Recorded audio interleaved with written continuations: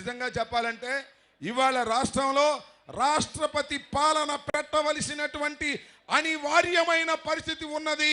ఒక్కసారి చూడండి గ్యాలరీలో ఉన్నటువంటి ఫోటోలు. ఎప్పుడో జరిగినవి కావు.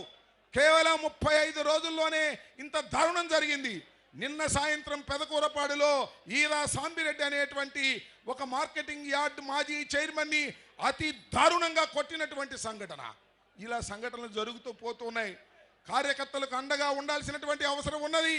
దాన్ని దృష్టిలో పెట్టుకొని ఇవాళ జగన్మోహన్ రెడ్డి గారి నాయకత్వంలో ఇక్కడికి వచ్చి మరి దేశంలో ఉన్నటువంటి అనేక రాజకీయ పక్షాలందరికీ కూడా ఇది తెలియపరచాలని, దేశంలో ఉన్నటువంటి మీడియాకి ఇది తెలియపరచాలని.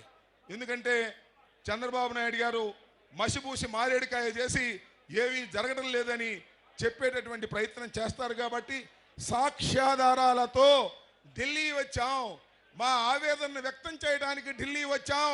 మాకేమి ప్రభుత్వం కూలిపోవాలని కాదు, మాకేమి అధికారం రావాలని కాదు.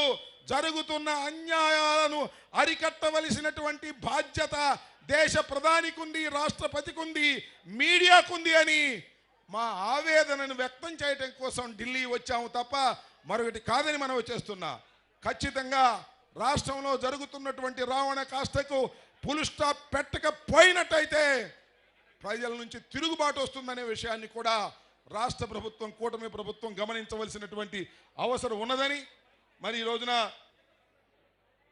జగన్మోహన్ రెడ్డి గారు